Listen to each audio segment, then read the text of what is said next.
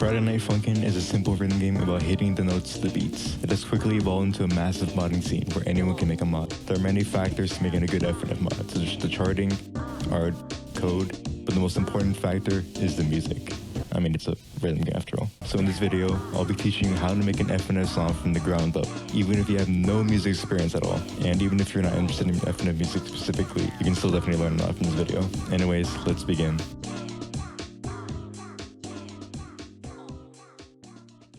We'll start off with the absolute basics in music production. That way you won't get lost trying to find out simple things like the interface, so we can fully focus on making music. First off, we need a DAW to make our music on, which stands for Digital Audio Workstation. I'll be using FL Studio 21 for this tutorial, as this is quite a popular DAW within the FNF community. But feel free to follow along with another DAW if you wish, as the music part of the tutorial can be easily translated. You can go ahead and download FL Studio on their website if you haven't already. Now keep in mind, FL Studio does cost money, so you're gonna have to carve out some cash to use the full version. Or you could just find other methods. But you can simply follow along with the free trial they provide. After downloading and opening up FL Studio, you should be at the interface of FL. This is where the magic happens. Let's start off with the BPM, which stands for beats per minute. Basically just how fast or slow you want the song to be. If you turn the BPM down, the song will go slower, and if it's turned up, the song will play faster. You can adjust the BPM by right-clicking on it and choosing a BPM for one of the drop-downs. In this tutorial, I'll set my BPM to 140. Next thing to know about the UI is the top of the interface. The four most important ones are the view playlist, which lets you view the playlist, the piano roll, which is where you make your music, the channel rack, where you add all your instruments, and finally the mixer, where you can add effects and alter the volume of your instruments. We'll go more into depth with these things later. Now to actually put something on the screen, you're going to want to head over to the section right here and click on the pencil icon. Then go over to the channel track and left click to place a pattern. Other things you can do is right click to delete a pattern, extend or shorten a pattern by placing your mouse over the end of the pattern and hovering left or right. We'll make our first pattern 2 sections long. Next thing is to add an instrument to play. We can do that by opening up the channel rack. This is where all your audio and instruments will be. To add an instrument, go to the bottom of the rack and click on the plus icon, which will open up a pop-up. This is where you can add an instrument to your project. We'll start off with 3x aux. Finally, double click on the pattern or click the piano roll button where we can finally start making the music. Now we can get to the part everyone's here for, making the music. To start off the song, you want to make your bass. This is pretty much the backbone of your song. It will make it not sound dull.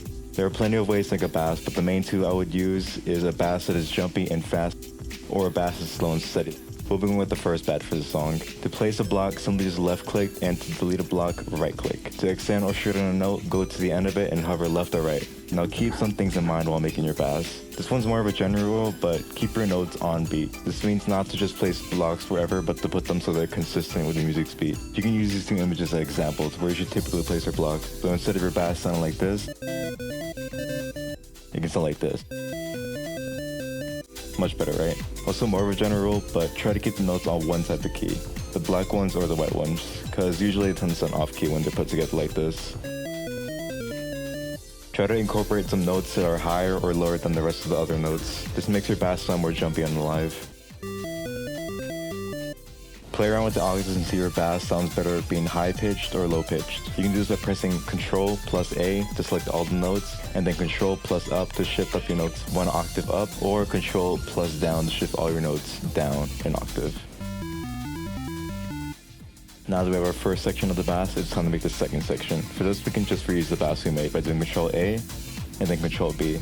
Now it's time to edit the bass a bit so the song doesn't sound too repetitive. Just making the notes higher or lower or adding more notes into the trick. Now it's time to go back to the playlist and we repeat our bass by clicking the paint icon and clicking on the channel rack to extend out songs to 4 sections. And with that, we can move on to the chords. The chords are the strings of your song. It's the second most important thing to a song as it gives it some atmosphere. Start by making a pattern that's 4 sections long onto the channel track, then head over to the channel rack. For the chords, I'll be using Flex. Flex is a plugin that hosts a variety of instruments, from anything to bass to chords. For these chords, I'll be using Ludum Dare, but feel free to experiment with other instruments. We'll start off by placing 4 long notes, the first 3 rising and the last one will be at the same key of the second one. Now to actually make a chord. you're going to want to place long note above the first note by skipping the first 2 black keys and placing it on the next available white key. Then simply repeat the process until you have your chords. The typical amount for each chord is 3 notes on top of each other, but feel free to use more or less. Now for the next section, I'll make the first 3 notes go downwards, then the last one at the same place as the second one. Now we have some very simple rising and downward chords. There are many other types of chords you can make, but this is good enough.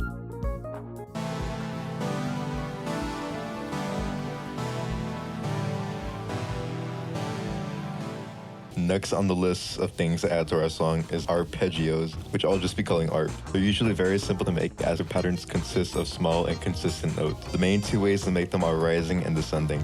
Make a new pattern that's 2 sections long, and for the arps, I'll be using flex again, this time the glockenspiel. Now to make an arp, you simply need to follow the steps of making chords, but instead of long notes stacked on top of each other, it's short patterns that are played in a rapid succession. I'll start making 4 rising notes that fit 1/4 of one section in our pattern. Follow the skipping the 2 black key rules we went over with the chords to figure out where to place your arp. And to make the arp stand out a bit more, I'll make the last pattern a bit more higher than usual.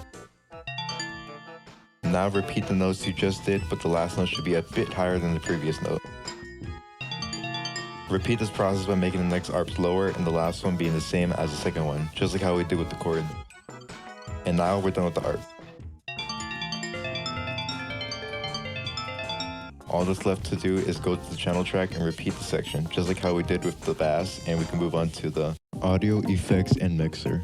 For the audio part, we need some kick and snares to accompany the song. We can get those from the packs section in FL Studio by going over here and clicking on packs, then drums, then open the kick and snare folder and put them in your audio track. You can use whichever kick and snare you want, but I'll be going with 707 kick and snare. And placing them is easy. Just remember what I said about keeping the note on beat and apply that to the kick and snare. And now we have a simple kick and snare pattern. Next to add is a hi-hat, which is just a small hit that you can constantly repeat. Then finally a crash or cymbal to add more of an impact to the audio. I'll place that at the start of the song. You can also use a cymbal as a riser by right-clicking on the top left sample, marking it as Make Unique. Then double-click the sample and press the reverse button to turn the crash into a riser. Now after all that, we can finally go to the mixer. This is where we will add effects to our instruments to make them sound better. Now to assign an instrument to a spot in the mixer, go to the channel rack and change the target mixer track you want it to go to. For the bass, I'll set the first track, chord second, and arp third. For the bass, I'll make it sound more deep by adding Maximus and Fruity Parametric EQ 2. For the chords, I'll make them sound loud and echoey with Sound Good Ezer and Fruity Chorus. And for lastly arps, I'll make them sound low but have a lot of reverb with Fruity Delay 2 with the stereo effect preset and effective with reverb. Now adjust your audio so that the instrument doesn't sound too loud and low. And now we are finished with the instrumental.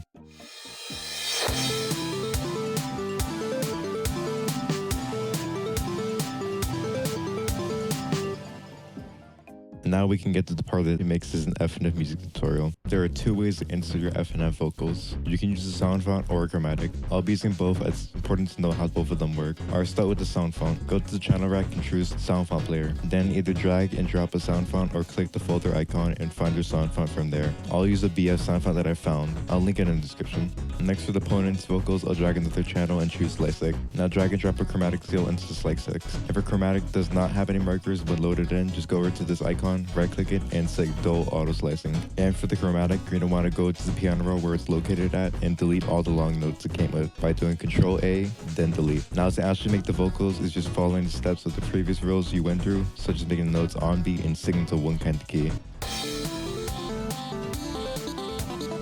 Now that we have our first pattern of vocals, we can copy and paste the pattern to the opponent's side to create a full section of vocals. And make sure to add some effects to the vocals. Now add both Fruity Delay and Fruity Chorus at 50% mix level, which is how strong or weak you want the effect to be. Fruity Flanger at 25% and Maximus at full mix level. Now one more thing you can do with these vocals is use a slide note. You can find a slide note right here. I'd recommend adding it somewhat close to the original note since slide notes sound grating if they're pitched too high. This makes your vocals sound more varied, especially if used with long notes. So make sure not to overdo it with slant notes and only use them when you feel it's necessary. And now we are finished with making the FNF song. Let's take a listen.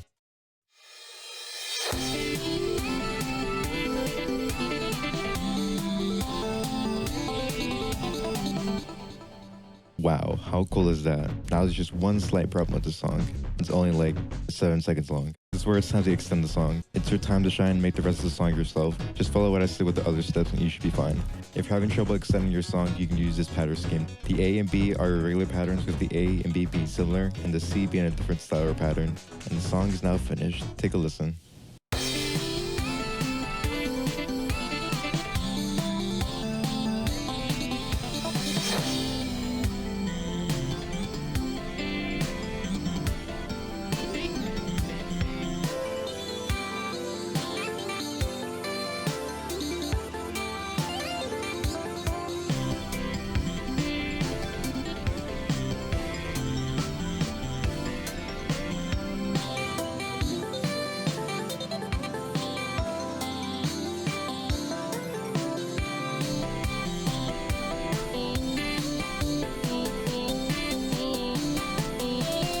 I'll upload the full song on my second channel with the project file, so you can listen to the whole song and go over patterns or audio in the song. And with that, we're at the end of the video. If you found this video helpful, make sure to leave a like and subscribe. And let me know if I should do more types of content like this, since it's my first time doing anything like this. I'll probably start doing developer videos and challenges about making FNF mods in the future. Anyways, thanks for watching, and I'll hopefully see you soonish, or at least less than 3 months. See ya.